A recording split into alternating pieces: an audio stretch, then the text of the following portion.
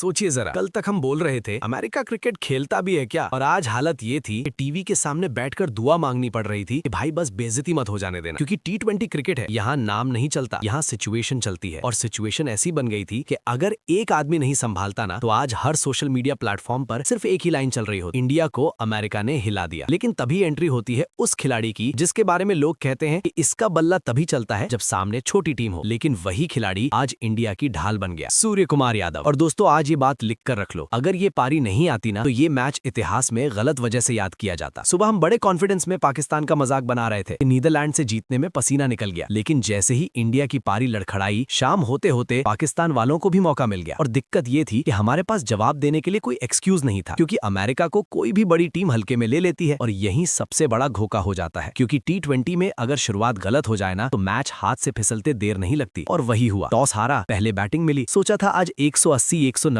आराम से बन जाएंगे, लेकिन पहली ही गेंद पर विकेट गिरा और वहीं से कहानी बदलने लगी। एक विकेट गया, फिर दूसरा, फिर तीसरा, और हर विकेट के साथ भरोसा भी गिरता चला गया। ऐसा लगने लगा जैसे स्कोरबोर्ड नहीं बल्कि दिल की धड़कन चल रही हो। पहले बात 200 की थी, फिर 170 पर आई, फिर 150 भी भारी लगने लगे, और उसी वक्त पुराने जख्म हरे होने लगे। 2024 वर्ल्ड कप की याद आ गई, जहां हर बार लगा था कि कोई तो संभालेगा, लेकिन जब जरूरत पड़ी तब सब खामोश थे। फर्क बस इतना था कि इस बार सूर्या थे, वो क्रीज पर खड़े थे, शांत, बिना घबराए, बिना जल्दबाजी किए। पहले गेंदें देखी, फिर गैप निकाले, फिर जैसे ही मौका मिला खेल का गियर बदला, और यहीं सूर्या और बाकी बल्लेबाजों में फर्क दिखा। उन्होंने रन नहीं ठोके, उन्होंने मैच को पढ़ा। उन्होंने अमेरिका को ये एहसास दिलाया कि T20 में अनुभव क्या चीज होती है। आखिरी ओवरों में जिस तरह से उन्होंने स्ट्राइक रोटेट की, बड़े शॉट लगाए, वो सिर्फ रन नहीं थे, वो इंडिया की इज्जत बचाने वाले पल थे। 84 रन की पारी, लेकिन असली कीमत स्कोर से कहीं ज्यादा थी, क्योंकि उसी की बदौलत इंडिया उस स्कोर तक पहुंच पाई जहां से मैच लड़ा जा सकता था। अब अमेरिका के सामने टारगेट था, और लोग अभी भी डरे हुए थे,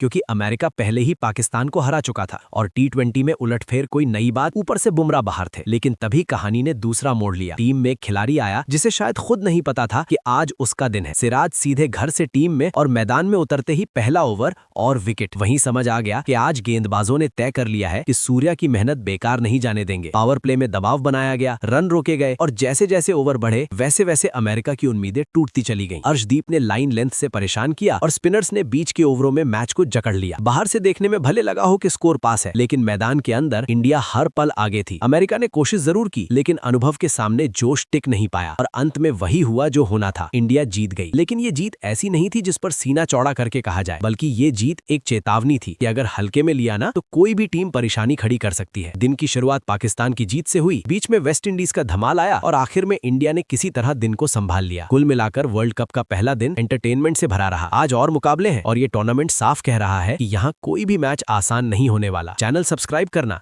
क्योंकि यहाँ रोज बिना फिल्टर क्रिकेट की बात होगी। और जाते जाते बस इतना याद रखना, इस मैच में सूर्या ने सिर्फ रन नहीं बनाए, उन्होंने बहुत बड़े सवाल से इंडिया को बचा लिया।